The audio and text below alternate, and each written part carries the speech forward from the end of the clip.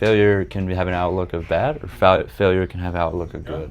It is always going to be our biggest teachers to the listeners out there, is that it is a guarantee. You are going to fail. You are going to, mess something up. Oh, you fail, it's bad. It's like, no, like, what can I learn and actually do to get better, right?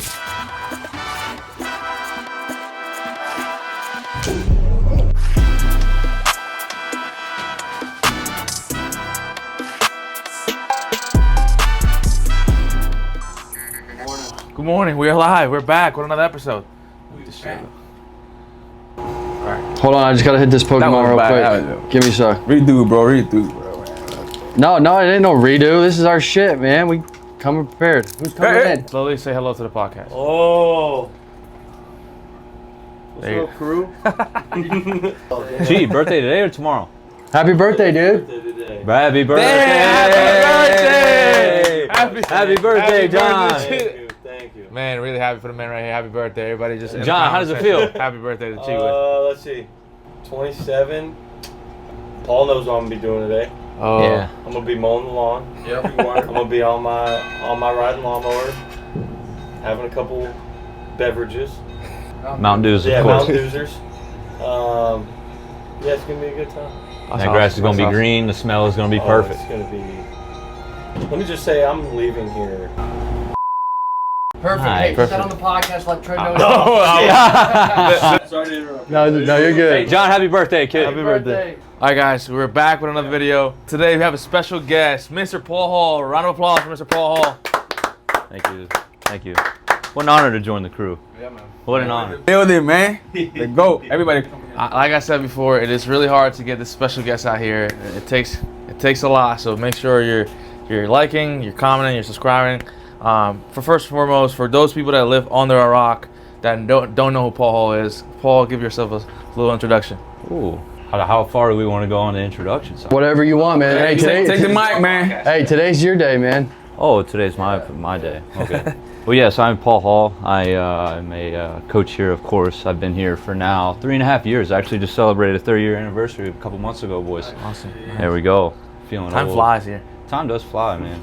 I'm from Norfolk, Virginia. I've been grew up there pretty much my whole life, and then the Virginia demographic not too far from here, about 5 hours. So it's always good, man. Baseball has always been the thing from day one as a kid.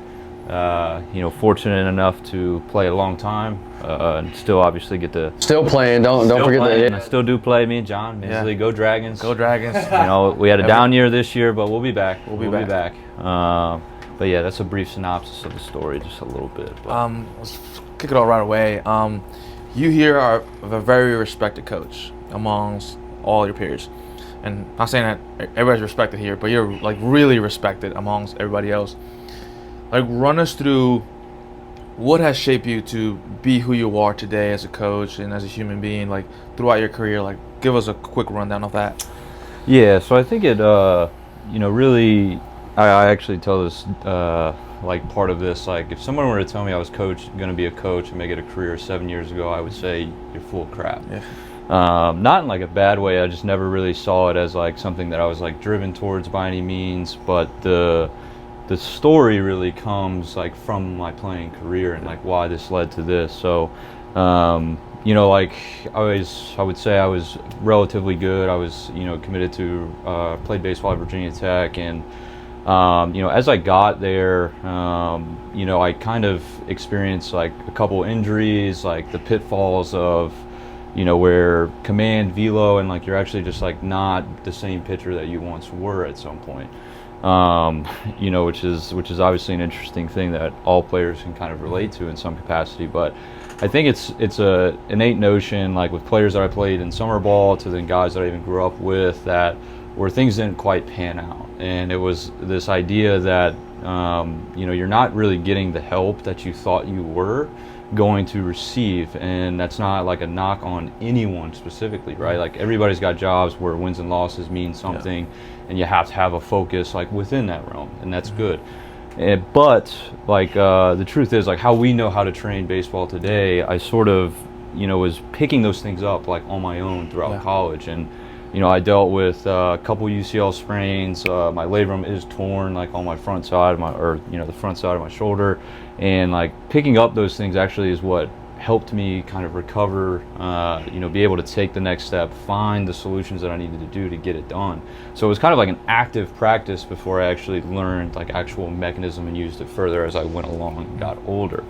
So then, once I got into independent ball and the COVID year happened was like really when I was able to isolate myself as well, and like I saw what training could actually do in changing like trajectory, if you will. And so that's really like some of my philosophies. And then like when I was at the two places before Tread, like I kind of just was like watching around the area, and my area is a very prominent sports area, like not just in baseball where David Wright's from the area, Michael Kadire, the Upton brothers, but like my dad went to high school with Allen Iverson, Michael Vick grew up 10 minutes down the road, like Big sports town. Big sports town. And so there's just always a bunch of athletes everywhere, and like what I was seeing is just like very novice kind of coaching on that front. Not that it's bad, it's good to start, but it's like with the talent in the area, there's no one like really doing the further things that need to happen, right? The elevation to someone's career. And so once I started to see the results, building the relationships was, really something powerful. And the reason that what led me to kind of put down the ball from a professional aspect was it was just a weird gut feeling. Like, heart called me towards it. Brain was saying like, hey man, like this gives you purpose. And in a very different way, like it's a very different fulfilling aspect to, my coaching journey. And so like still even to this day, I train like some guys that I've had for now 5 years, which is like super special. And so then like the philosophy is really geared towards that, is like for a player to know that they're not stuck, right? And that if they're going through some kind of struggle, there is a path forward in some capacity with the right guidance, help, mentor, and you're building the right relationship. Like for me, that's like the ultimate buy-in, because no one wants to feel that, we're robots behind a computer, or that, we're just, throwing a bunch of, science jargon towards them. It has a place, like the mechanism behind it to help get them there, right? And, much like we know is like our jobs is really to build this roadmap, right? To like guide them to these decisions to save them. For once they can, turn their brains off if they felt they've been alone. It's like, no, let me be the problem solver. So I think that that's really like the journey, the motivation for me as a coach is just like with the things that I experienced through, being a top player to then reaching pitfalls, dealing with the injuries, battling the mental side of the game. And, through that time, like I was able to actually build myself out, build myself up and out of those things, which I think is going to be kind of like our topic for today, like, with a lot with like intentions to then like the power of your story actually like guiding the way that you do day to day. 100%. Yeah, I think one of the things I wanted to hit on is, obviously I played for a long time, but when I started this journey, like, and I love how you talked about that gut feeling, right? Like I fought the inevitable for a long time, right? Like I played and it was like, I didn't know what I wanted to do. And my wife had always said like, hey, you're gonna get into coaching. And I didn't believe it. But then like diving into this and going full bore into it, one thing that I want to let people know too is like, yes, I played for a long time, but I leaned on you a lot, and I still lean on you a lot to help me with this coaching aspect because of what you've been through. But I think one of the things I wanted to highlight when I knew you were gonna be on the podcast is I know like for you, you're not gonna talk about how good you are, so we can, which is really cool. But you have changed a lot of your athletes' lives, which I think people have seen that from the content that's been posted, but the content post only shows like part of the journey. Nobody sees the days that we have seen of how guys' brain won't shut off, and you're there to help him shut that off. And I think one of the things that I wanted you to kind of hit on is talk about what that has been like, is like you working with the guys that you have, and you have been able to change their trajectory by being that soundboard and say, hey, I'm gonna do the dirty work. I just want you to go be athletic. And because like for me, the first person I think of was Mason Martinez, right? When I was going through Tread U, we had to do a group project. I did Mason Martinez, right? I've been one of your athletes for I think 3 years now. Just got drafted. So talk about that as like you, because I know your ego isn't filled about you being Paul Hall, and like you get better by seeing what your athletes are able to do and accomplish? Yeah, so, Mason Martinez is obviously a huge, like, testimony story of, like, what actually enduring, like, your process is. And, when he came in and, I was actually talking to Parker Murphy, which for our viewers here, he's one of our athlete reps, and he was like, I didn't realize, like, actually how bad he was, like, but I think it was important, and something that I talked to him about was, like, whenever I was, like, in the worst places of my career, it takes, like, it takes ownership, right? And sometimes you do have to look yourself in the mirror and say, dude, like, you're not as good as you think you are right now, right? And it was a situation where, he was coming from, his freshman year, near 11 ERA, like, just no bueno, right? Like, no good whatsoever. But there was, like, some signs that were there. Like, he wanted to get better, right? And he had laid out his goals, which is, like, an important facet to that development. And, like, the way that I view it is are we actually able to understand what time is? Time is can be a pressure mechanism, but it can also be scoped out. And when you think about things in a lens of time spaced out, so for him, freshman, he had 2 years, 3 years to really make the ultimate dream happen, which is, get drafted, right? And so when you can tell the player, like, the stages and time in which things have to change, they start to relax, right? And the pressure doesn't necessarily get on them about, I have to get better right now. It's like, I will get better in due time as long as I kind of think of the outlook of things in stages, right? So for him, could we fix some mechanical things? Sure. But could we understand the mental side? Absolutely. And then once those things kind of start to click and you start to see forward momentum, right? Because ultimately with time, on a time scale, is like you're trying to set a trajectory to get to that goal, right? And for him, that was super cool. Like, went into his sophomore year, went 20 plus innings scoreless. He went through a little rut where he started to assume that the results would come, and that's when, right, as like coaches and mentors, the game of baseball is so humbling, right? No matter how good, like, it's going, and we had to kind of talk about that when despite that the makeup is better and we're doing good, like, you can never assume that a result is going to happen. You still have to take it, no matter how good you are. That's why Cy Youngs don't really repeat often. You know what I mean? They don't go back-to-back years because the opposition, the competition is coming. Someone else is getting better, right? And so then he finished that year, cut it all the way down to a sub-3, like, the K per 9 was, over 11, and then he found himself going to a place he didn't think he could play at. Went to Florida State, ended up having a good year there, and then ultimately finding himself drafted, by the Cincinnati Reds. And so, that journey is like what it's about. And for me, like, the job is never finished until we can kind of get to that point. And so, like, building the relationship with him too, like, he was, fully bought into his process, like, was willing to push everything aside personally to get it done. It's like if he said he was to choose, like, a brand new car versus, like, his training for his purpose and his goals, it was training, and that's something I think is valuable to understand, like, as athletes, like, the innate ability to believe in yourself and your process so much, and having the right people in your corner to get it done. Yeah, you alluded to time, right? Mm-hmm. So sometimes a lot of athletes, when they come to us, they're in a time crunch. It's always when things are, like, going bad. Like, you never get the Cy Young to come sign up the tread. So you mentioned, like, breaking things down to the athlete, like, hey, like, this is the time window you have, and being realistic with that, and then telling them, hey, like, you have 3 years, you maybe have 4. If you're a younger guy, you have 5, 6, depending. But if you have a big league bet, then you have a couple months.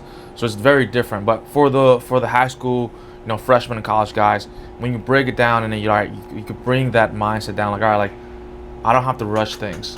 How do you kind of break that down into more like, all right, how do we make progress on a day-to-day basis to have the intention to get better every day, to them have the outcome that we want 2-3 years ahead of time? It's a good question. Yeah, I like that. In here, man, we cook. I like that. And I think I could tie this into the quote I kind of sent you guys. And this quote comes from a very successful businessman. He's a gym builder, but then he also does, like, skill acquisition, like, on the business side. His name's Alex Hormozi. If you guys haven't heard of him or listened to him, he's a fantastic guy. But He quoted this like the bigger the monster, the greater the hero. Whatever trials you're going through, just remember they will be the stories you tell, and no one likes a boring success story.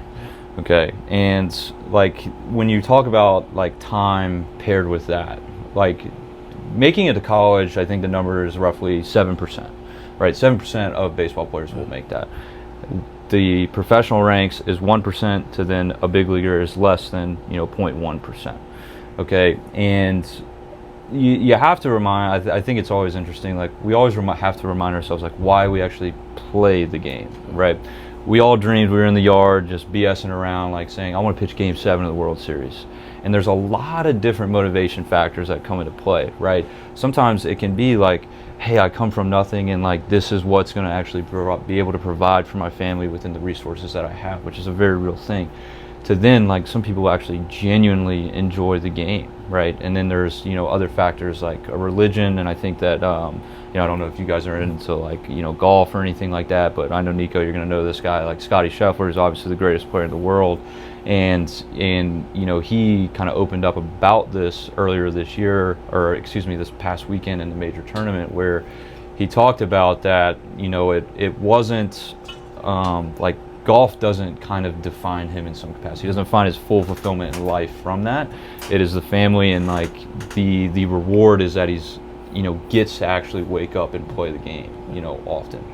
And so when we talk about the time from, let's just say, let's think of a scenario here that we can talk about like on a 2 to 3 year gap time frame here. Let's say a sophomore in high school, he's throwing low 80s, for instance.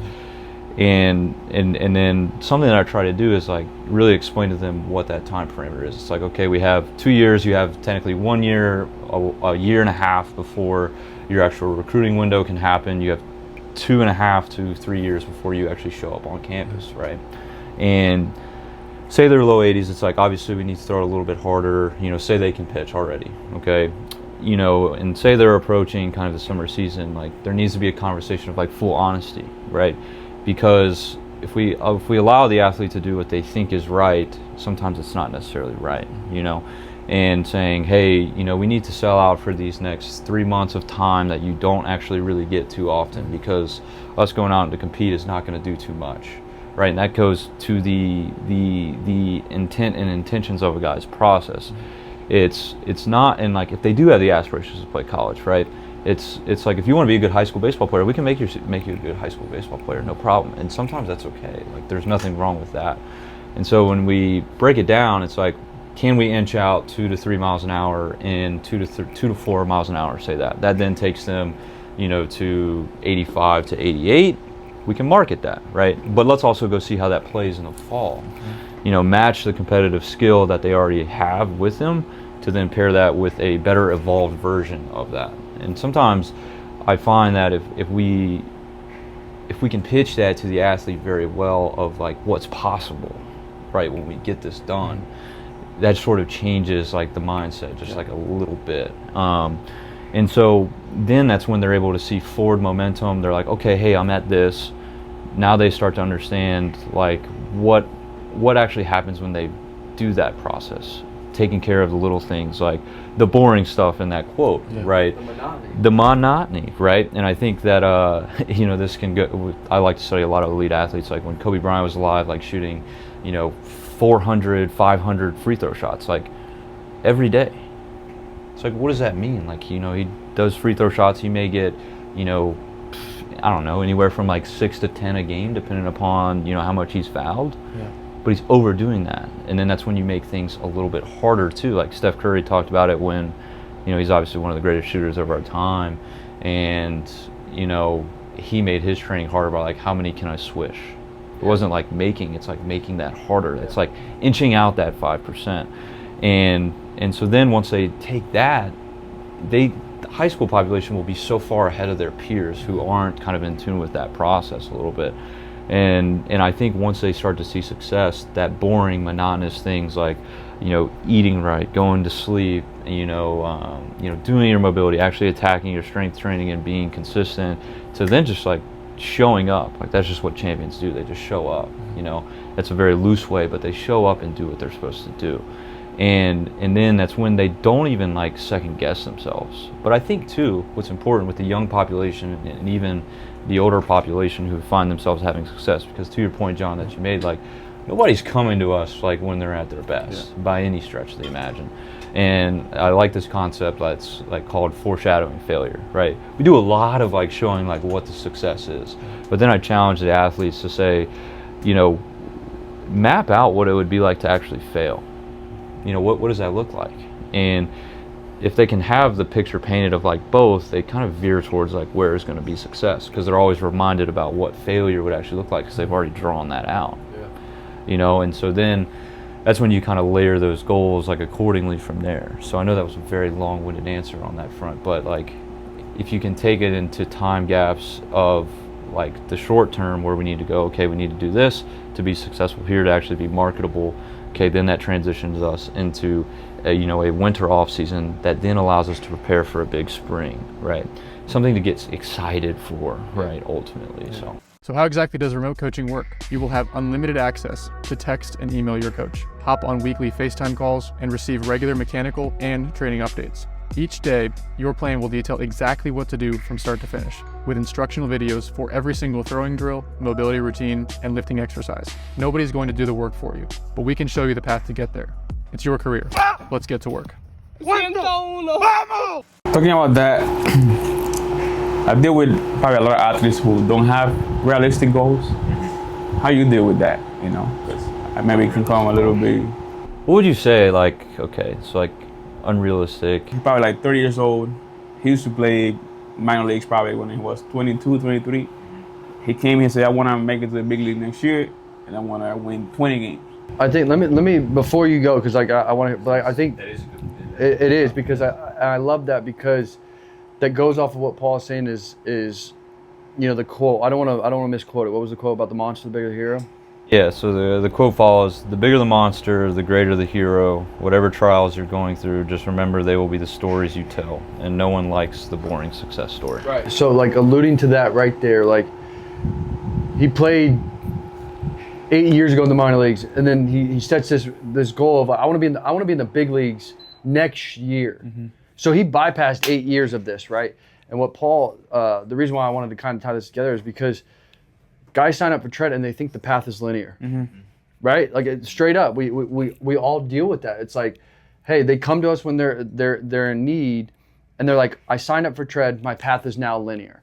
But when you map out or talk about that thing, it's like I think what makes this special, and we get our brains together, is people get to truly see what we do. Like we're not just filming videos to be like, hey, you're gonna do this to throw harder. They see that because of what gets put out, but they don't see the minds behind it. But I think what Paul was saying and what you're saying too is like that I wanted to kind of add in there is no path is linear, and like the stories of failing and setting like, hey, knowing that you're gonna fail, to when that story, when that hero is created, you're gonna look back and I do it all the time where it's like everything that you see from me, it wasn't glitz and glams, but the story behind it is what makes it special for me to tell. And I think like what Welly's asked, and I always love when Welly throws in his questions, because it's like, oh my God, Welly, like it's perfect timing for it. And I think, yeah, because I see athletes that I know they ain't gonna make it. Yeah. Like, but I ain't gonna be the coach. I'm not God to say that you ain't gonna make it. But you also have to be honest to be like, this is right. I'm your coach. You're talking about time, and this is what the realistic is. This is the people who make it. This is the people that don't make it. And I get to share my story, you know. And it's just a reality, you know. We cannot live in this fantasy world. It doesn't work like that, you know. And I think as coaches, it can be hard to kind of be honest with people, because you don't want to hurt nobody's feelings. But at the end of the day, it's like, if I'm not honest with you, who's gonna be, you know, like. And then I guess when they come here, like Nico said, they see reality, and that's when they're like, man, like, I guess I'm not good as I thought I was, or you know, I guess it's not that easy. I guess I need to be better. So I think I get frustrated when I see athletes that they come here and think, oh, like, when I can, you know, throw against, you know, in front of coaches and scouts, and when they're gonna see me, and I saw that guy like a sign, like, how can I? I'm like, you just have to work, bro, and you know. So I think it can be hard sometimes.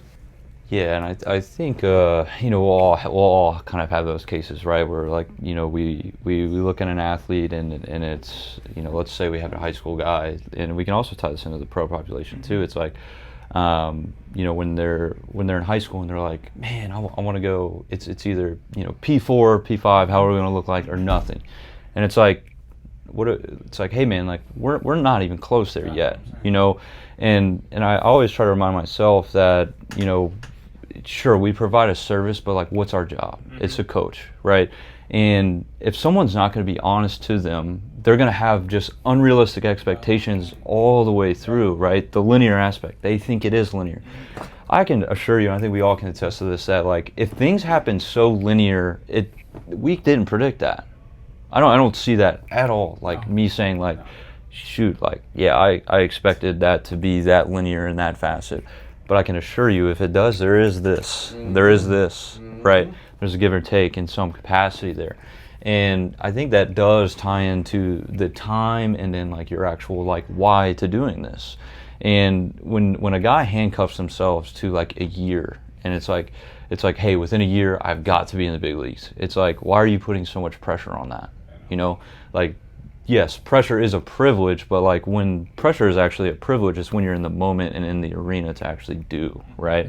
And if that honesty is always there, I think that we can all go to bed at night, and I always say that to myself. We're like, I have to be honest. Yes, there are sometimes when like the honest can hurt the athlete, but it's like, and that's where there's that protection mechanism. Like I got to protect the athlete's like psyche on that front. But if the more honest we are, the more we can go to sleep at night, the more I think an athlete's going to actually respect you, even though that they're pissed off. They're like, I didn't want to hear that. Like, but why do you want to hear that? The game of baseball does not just give you what you want to hear. Yeah. And then on the pro population, like I know that you understand this too. There is a business and there is a politics side to this, right, of the game that nobody can solve or have the answers to. Like it's very much just like what organization, values this, what values that. And that's where like it's just like can we take this micro a year and just like try to shorten kind of the time gap of like where we can actually find success. And it's like, hey man, truthfully, like we have got to do this and this, and then like you having 8 years, like somebody has to think that you're AA or AAA ready for you to get your shot. That's just the harsh reality of this thing, and then it's like if they're gonna shortcome themselves to a year and then they're like done, it's like, were you actually really in it for the long haul? Like were you actually wanting to play the game for the long haul? Because this, and we all know this in some capacity on the baseball side of things from a professional setting, that the first couple of big leaguers that I played with did say this repetitively. Like the hardest thing is not making it to the big leagues. It's staying in the big leagues, right? Because a lot of guys too, they'll get drafted, right? And they'll think they made it. Yeah. Like, oh, that's all I needed. I just needed to get drafted. They get comfortable in the minor league systems. Yes, and they're like, I'm okay with that. And they think they just assume that like, okay, I'm in the minor leagues, I got drafted. Like, no, there's a draft class next year. There's free agents that are absolutely training to sell out. We see a bunch of them in our pro day in January, right? Like, someone's always coming for you. And that's where like this, like the unrealistic expectations are always like so funny, or unrealistic like goals of like where they want to be. And sometimes if we always find ourselves telling them point blank like where they are, what it is, and if we don't correct these things, like we're just not even going to make it there. We're not going to get our opportunity. And that's like the kind of like reframe of it. It's like your objective as a player is to just earn the next opportunity.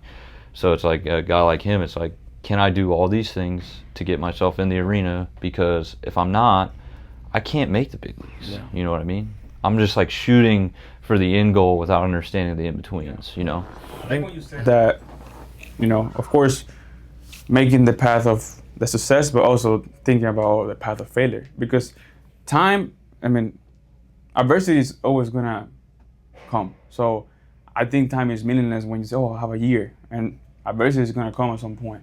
Family issues, money, injuries, whatever it is. Like, when you put time, it's like you're going to have adversity. So that plan maybe get screwed up because you put a year or put 10 months or put whatever. And then once you get adversities, oh, I didn't plan my adversities. I didn't think about that. So it's just sometimes we just see the perfect picture instead of like see the reality of life. I think too, like we mentioned, for those guys who have the unrealistic expectations, and they put themselves in a box of like, I only have this amount of time. It's like being honest, like all right, like, I think if we just rip the dream away from them, that's when they're gonna feel offended. We're like, oh, you can't make that. Yeah. And I think we cannot be that person. It's like, all right, you want to be a big leaguer in a year. It's like, well, let's keep the big league part, but then let's be realistic with the year mark, because you have to tell like, hey, if you've been removed from the game, because I have an athlete who's been removed from the game for 4 years, and he wants to play in the big leagues, and he's 93, 94. So like, all right, like you have the potential. He has a good number when he played. So I'm like, all right, like the time won't be a year. I told him, but we need to get you to this velocity. We got to get you to this pitch shape, and then we have to find you a team that's going to give you an opportunity in independent ball first, because somebody needs to see you. Like we're looking at it from the lens of like, what if I'm an MLB scout? If I'm a GM, am I going to give a guy an opportunity that hasn't pitched in 4 years? Yeah. It's going to be hard, right? So like you got to see it from the other point of view as well as a player. 100%. Like if I'm going to hire a person for my job, for my business, I need to make sure that this is the most qualified person. And you're not competing, like this is not 1900s, like you're competing up against way too many people. So you tell me, oh, I have this guy that was 97 with good stuff, but he hasn't played in 5 years, and I have the same guy here who played last year and I had okay numbers. I'm gonna take this guy because at least he played last year, and I know that he's capable of, I know what I'm gonna get out of this guy because he's more recent. This guy hasn't. So now you shape it, all right, like because of that same reason, let's play some independent ball. Somebody's gonna give you an opportunity there. Perform in the arena, give yourself the chance to be in the arena, and then maybe perform that. Well, now that increases our chances because teams are gonna say, all right, now he's back in the game, he's doing well, and now the success story is going to be a lot more crazy than it was at the beginning. Like, oh, this guy did not play for 5 years, he played any ball, he crushed it for a year or two, he got affiliate ball, then he played affiliate ball for 1 or 2 years, he made it to the biggest. Well, we just spread that out to four more years instead of 1. And the athlete sees, all right, I still can make it, I just got to give myself more time. And then that creates kind of like the intricacies of like the day-to-day, the month-to-month, how can I spread this out, and making sure that you're doing everything that's needed on a daily basis to get to that end goal. One thing I want to allude to that, and I, like every time we do this, we're always, and this is money. But you said 2 things, right? And this is something, and the guys know, truth hurts, right? Truth hurts. But at the end of the day, do you want a yes man, or do you want somebody that is going to go to war with you on the days that you're failing and be able to help you, guide you through that to get to that top, get to the place you want to be? But then you also said something too. Pressure is a privilege, right? Guys put pressure on themselves, and they look at it as a timestamp of, if I don't do this by this time, I've failed. But like what you said, pressure is a privilege, and I don't want to make this about myself at all. But like, there's a time in my career, I was 10 years into my professional career. I come back from a big injury, and I'm thinking, because of my resume, like what we said about the guy that you just talked about, he had played once, right? Like, and he's like, oh, I want to be the big league, all this stuff. I was told by scouts and stuff, after I was thinking I was going to get a job when I was healthy.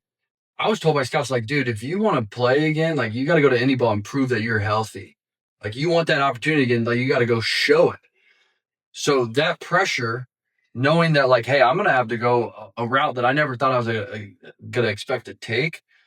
I'm going to have to, my family's going to take a hit because the paycheck is not going to be what we are used to.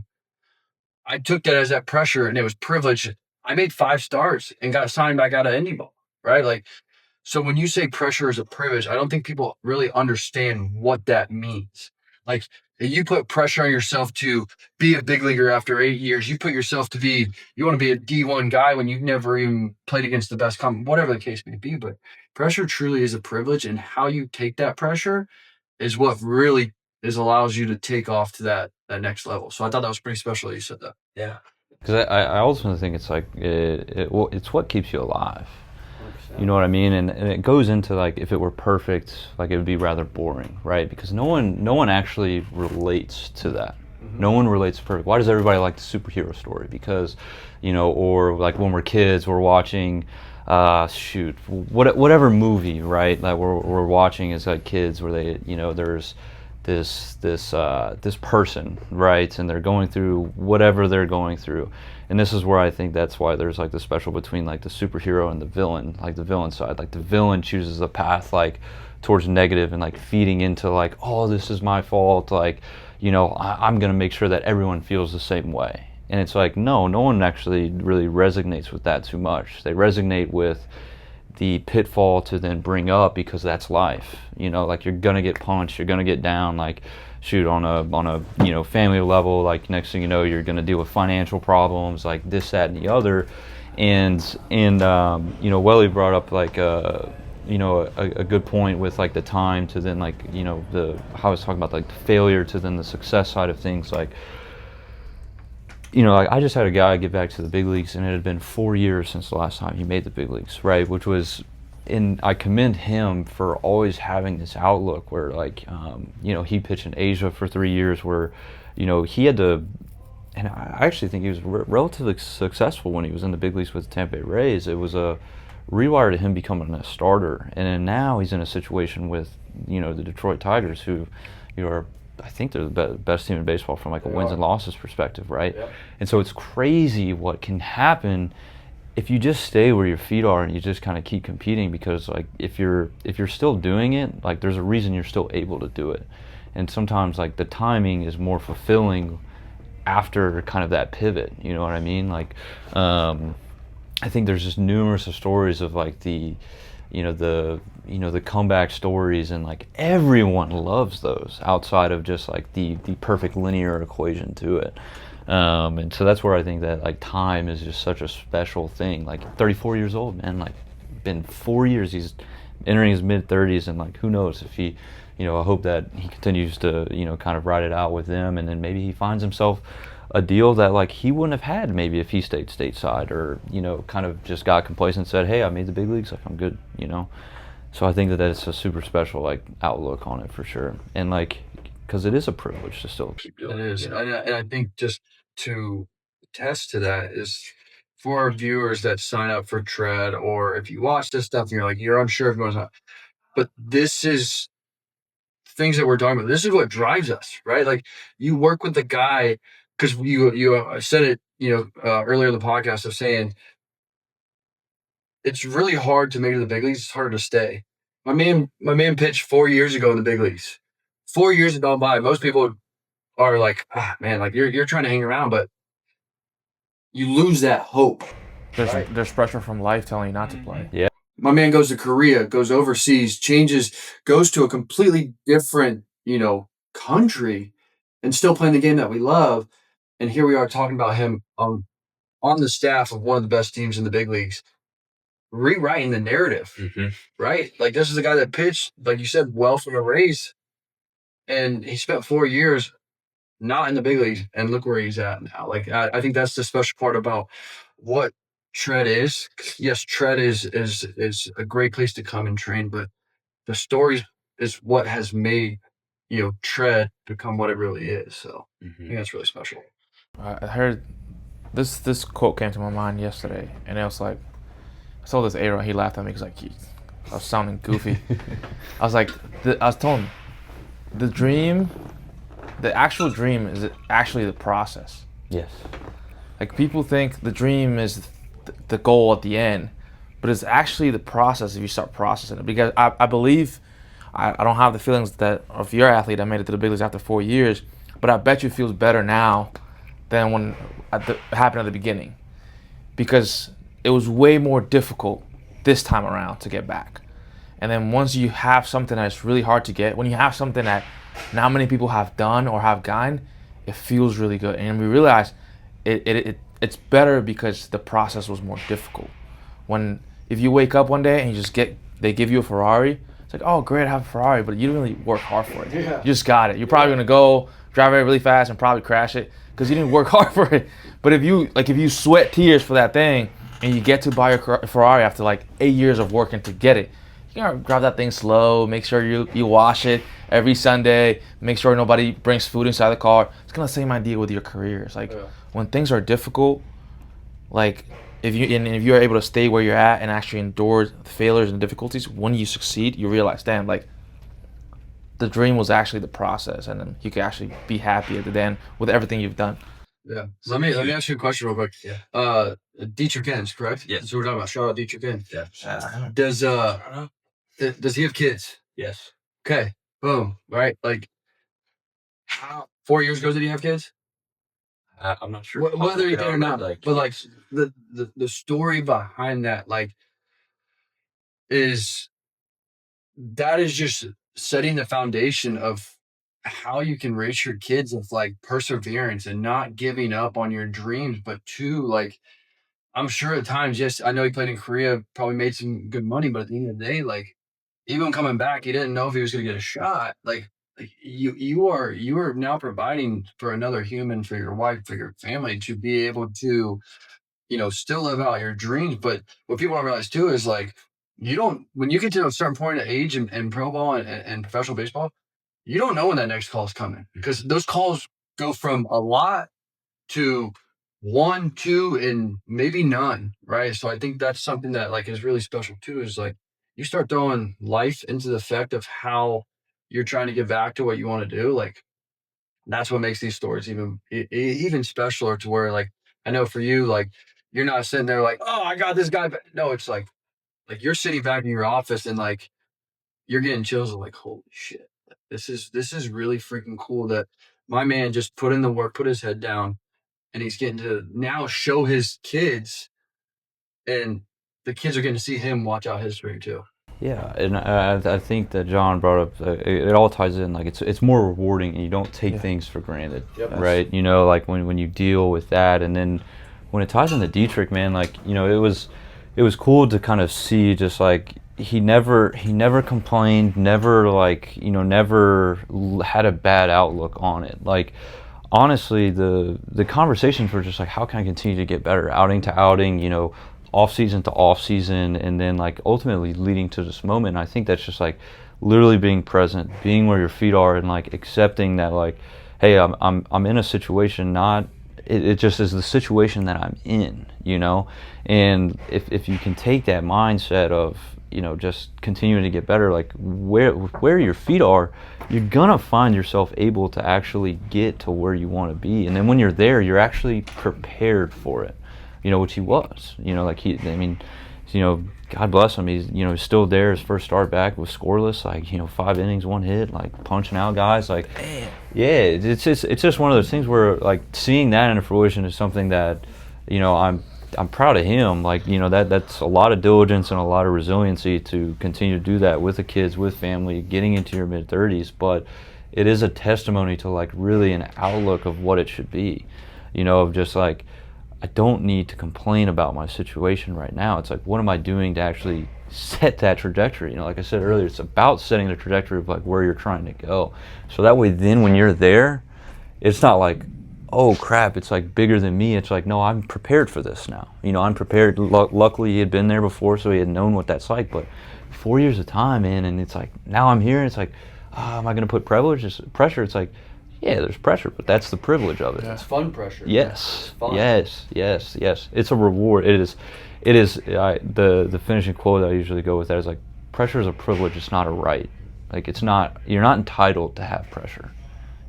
Like in the right ways, you're not entitled to it. Because if you are in a pressure moment, like say you're the closer or you are starting or doing something, like you're doing something right. 100%.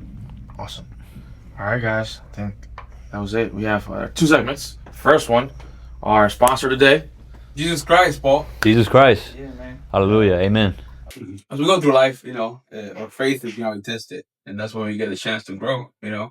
It's like a diamond, going through the fire, and that's when you shine the most. So trials and tribulations and all that, it just builds your character, Then you have a story to tell, and then it builds you up, It's nothing. Life will never be easy. There's always going to be problems. There's always something going on. Just got to be ready, That's the way I see it. It's just the way it is. Yeah. In our last segment, want to tie Yeah, one go more ahead. thing with that. You know, I think it's important with like what we talked about kind of within this process of what failure actually is, right? Failure can have an outlook of bad, or failure can have an outlook of good. It is always going to be our biggest teachers to the listeners out there is that it is a guarantee. You know, you are going to fail. You are going to, you know, mess something up. You know, and that's where I wish, like, you know, school would kind of shift on this front. Like, on a side note, it's like, oh, you fail, it's bad. It's like, no, like, what can I learn to actually do to get better, right? Because especially in the game of baseball, like on the field, when we fail and we, you know, make a bad pitch, or you know, we had body presence, whatever it is, it will repeat itself. Yeah. And, you know, to the faith in the Lord, He gives us these challenges that are absolutely going to re-represent themselves in a different way. And the failure is the test of, can we be prepared for when that next time comes? Amen. That's deep. Yeah. Last segment of the day. Look, you're going to Virginia. You're going on vacation. You're done working here at Tread. You needed a couple days break. But you're at the airport, and you see this guy with his baseball bags, probably going to school, about to take his flight. But as he's getting prepared to take his flight at the terminal, you see he's lost. Like, he needs to. Like, he's not where his feet's at. And you're like, all right, this guy needs a piece of advice. If you could go to him and give him a piece of advice, what would you tell him? If I could give somebody randomly a piece of advice. It's tough. That's a good question, John. That's a good Glad you got question. answered. I think what I would tell somebody is I would really, you know, say, you know, just remember why you're doing this thing, and always remember that the game of baseball is fun, and just have fun. You know, That's a good one. like, I think it can be a very calculated answer, but like, I think just like ultimately, man, like it's like us in coaching. Like, we have to have fun. You know, as a baseball player, you have to have fun. You know, if you walk around like lost or this, that, and that and the other, it's going to lead to a lot more failures. Like, I think, you know, because I see that in myself, where like there were times when, you know, I walked around like a little bit lost or a little bit frustrated, is because I lost the sight of like what fun was for the game. And so I would tell any player, man, just like, you have to have fun with it all, like no matter what it is. Yeah. Awesome. Love that. All right. Thank you guys for watching. We appreciate you. Make sure you like, you comment, you subscribe. Like I said, it's not easy to bring these people in, special guests out here. So there's only two types of people in this world: subscribers and non-subscribers. All right. Thank you, Paul, for being part of the show. Yeah, thanks for having me, fellas. We'll definitely have you back again. Let's go. It was a great show. But yeah, thank you guys, and see you on the next one. Peace. See you next time, boys.